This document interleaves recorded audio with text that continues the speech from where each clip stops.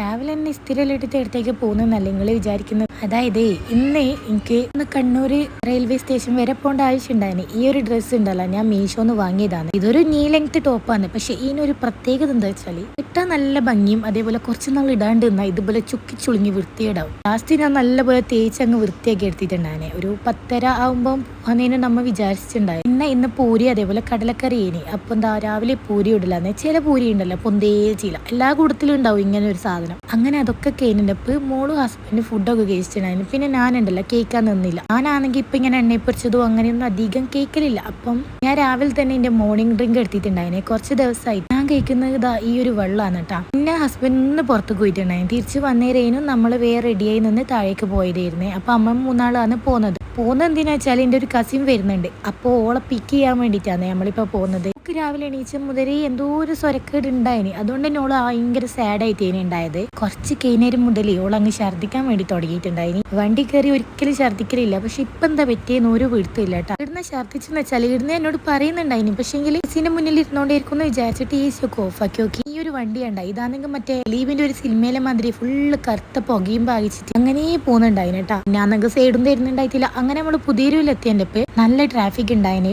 സാധാരണ ഈ AKG ഹോസ്പിറ്റലിന്റെ ഫ്രണ്ടിലെത്തിയാൽ നല്ല തിരക്കുണ്ടാവും. കാരണം ആടുന്ന ആൾക്കാർ ഇറങ്ങുന്നുണ്ടാവും. അതേപോലെ ആംബുലൻസ് ഉണ്ടെങ്കിൽ പിന്നെ പറയേ വേണ്ട. തീരെ നമുക്ക് ആടുന്ന് പോകാൻ പറ്റൂല കേട്ടോ. സൈഡൊക്കെ കൊടുത്ത് വളരെ സ്ലോ ആക്കിയിട്ട് വേണം ഈ ഭാഗത്തു നിന്നൊക്കെ പോകുന്നത്. ഇവിടെ ഒരാൾ ഞാൻ പറഞ്ഞില്ലേ കയ്യാണ്ട് ഇങ്ങനെ കിടക്കുന്നുണ്ടായിന്. അപ്പൊ ഞാൻ വിചാരിച്ചു രാവിലെ എന്നോളെ കൂട്ടിക്കൊണ്ടിരിക്കുന്നതിനും വിചാരിച്ചിട്ടുണ്ടായത്. പക്ഷേങ്കിലേ റെയിൽവേ സ്റ്റേഷൻ്റെ അടി എത്തിയേരും ഫുള്ള് ഛർദ്ദിച്ചിട്ടുണ്ടായിരുന്നു. പിന്നെ ഞാൻ അവളെ കൂട്ടാൻ പോയില്ല കേട്ടോ. എൻ്റെ ഹസ്ബൻഡിനും പോയിട്ടുണ്ടായിരുന്നു. ഞാൻ പിന്നെ വണ്ടിയൊക്കെ ക്ലീൻ ചെയ്തിട്ടുണ്ടായിരുന്നു. ഭാഗ്യത്തിന് ടിഷ്യൂ പേപ്പറും വാട്ടറും ഉണ്ടായിനെ. ഇതാ നെക്സ്റ്റ് അവതാരം. ഇവന് കാര്യമായിട്ട് എവിടെയോ പോകണം തോന്നുന്നു. കാരണം ഇവൻ ആരും കയറ്റി വിടുന്നുണ്ടായിട്ടില്ല. ഇവനാണെങ്കിൽ വണ്ടി സൈഡ് കൂടെ പോവാണ്ട് നടുക്കെ കൂടിയേനും പോയിട്ടുണ്ടായി. ഞാൻ പോയിട്ട് നിങ്ങളെല്ലാം പോയാൽ മതി എന്നുള്ളൊരു ഇതേനെ കേട്ടോ. ഓരോ ആൾക്കാർ പലവിധ ആൾക്കാരാണ് വണ്ടി എടുത്ത് പോകുന്നത്. നമ്മളൊന്നും പറയാൻ പാടില്ല. കാരണം നമ്മളെ വീക്കിലുള്ളവർ എന്തെങ്കിലും പറയുന്നുണ്ടോ നമുക്കറിയില്ലല്ലോ. ഫുഡ് വേണോ ചോദിച്ച സമയത്ത് ഫുഡൊന്നും വേണ്ട പറഞ്ഞേ. പിന്നെ നമ്മളൊരു ബേക്കറി കയറിയിട്ട് അവിടുന്ന് ഞാൻ കോഫിയും അതേപോലെ പപ്സും കഴിച്ചിട്ടുണ്ടായിന്. ഹസ്ബൻഡ് ചായനും കുടിച്ചിട്ടുണ്ടായത്. പിന്നെ ഓൾക്ക് ഇതാ ലൈം സോഡയും അല്ല ഫ്രഷ് ലൈം ഒക്കെ വാങ്ങിയിട്ടുണ്ടായിന്. ഓളൊക്കെ ഉണ്ടാക്കി തിരിച്ച് വരുമ്പോൾ എന്താ നമ്മളെ അരിമ്പ്ര ഹോസ്പിറ്റലിന്റെ അവിടെയുണ്ട് ഹെൽത്ത് സെന്ററിൽ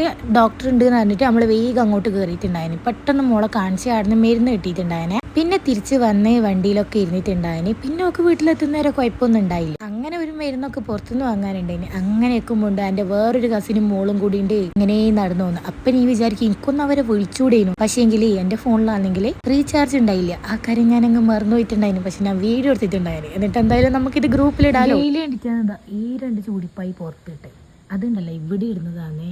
നമുക്കിങ്ങനെ നടന്നു വരുമ്പോഴോട്ട് കയറാൻ വേണ്ടിയിട്ട്. പക്ഷേ നല്ല മഴ പെയ്ത് അത് നനഞ്ഞു കുതിർത്ത്. പിന്നെ ഇനിയിപ്പോൾ അത് അവിടെ തന്നെ വെച്ചിട്ട് പോയി തീർക്കും അവർ. പക്ഷേ ഇങ്ങനത്തെ പ്രശ്നം എന്ന് വെച്ചാൽ മഴ പെയ്യുന്നില്ല. പക്ഷെ നല്ല കാറ്റുണ്ട്. അടിപൊളി ക്ലൈമറ്റ്. ഈ ക്ലൈമറ്റാണ് ഞാൻ ആഗ്രഹിച്ചൊരു ക്ലൈമറ്റ്. ഞാൻ സ്വപ്നം കണ്ട് എൻ്റെ കേരളം അതാണ് ഈ കേരളം. എന്ന് വെച്ചിട്ട് പെരുമയല്ല കേട്ടോ ഞാൻ പറയുന്നത്, തണുപ്പ്.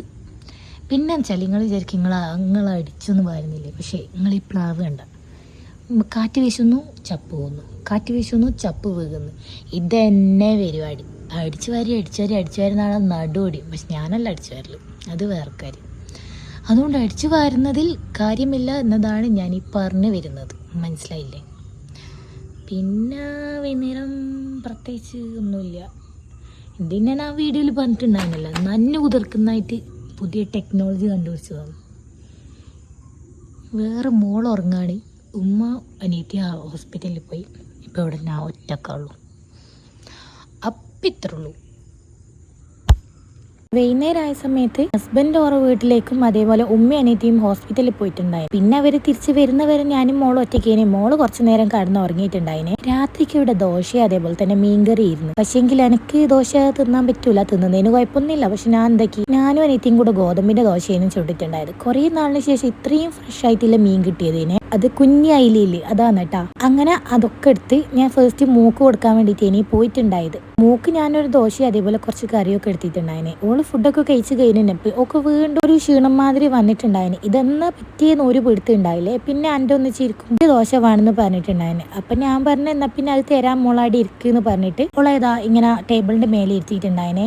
ഞാൻ പറഞ്ഞില്ലേ ഞാൻ ഗോതമ്പ് ദോശയും കേസിട്ടുണ്ടായത് ഓക്ക് ഞാൻ അരിദോശയും കൊടുക്കാൻ വേണ്ടി വിചാരിച്ചേ. പിന്നെ എന്റെ ദോശയൊക്കെ ചോദിച്ചുകൊണ്ട് ഞാൻ പിന്നെ കുറച്ച് അതും കൊടുത്തിട്ടാ. ഇതാ ഇവിടെ ഇരിക്കുന്നുണ്ട് എന്തൊക്കെയോ കാര്യങ്ങളൊക്കെ പറയുന്നത്. ചെറുങ്ങനെ ഒന്ന് കഴിയാണ്ടാകുമ്പോഴത്തേക്ക് എന്റെ മോളങ്ങ് മേലിന് പകുതിയായി പോയിട്ടുണ്ടായിരുന്നു. പിന്നെ നമ്മൾ രണ്ടാളും ഒരുപാട് വർത്താനൊക്കെ പറഞ്ഞ് ഫുഡൊക്കെ കഴിച്ചിട്ടുണ്ടായിരുന്നു. ഇപ്പായിട്ടൊക്കെ സ്കൂളിൽ നടക്കുന്ന ഒരുപാട് കാര്യങ്ങൾ ഇങ്ങനെ പറയാനുണ്ടാവും കേട്ടോ. ഇപ്പൊ 2-3 ഫ്രണ്ട്സിനൊക്കെ കിട്ടിയിട്ടുണ്ട്. സാധാരണ നമ്മൾ പറയുന്ന പോലെയല്ല, പിള്ളേരുണ്ടല്ലോ ടീച്ചർ എന്താണോ പേര് വിളിക്കുന്നത്, അതായത് ഹാജർ വിളിക്കുമ്പോൾ ഒരു പേര് വിളിക്കുമല്ലോ ഫുൾ നെയിം, അതേപോലെ ഓരോ കുട്ടികളെ പേരിങ്ങനെ പറയുന്നുണ്ടായിരുന്നു. പിന്നെ ഇത്രയൊക്കെ ഉള്ളൂ. പിന്നെ നാളെ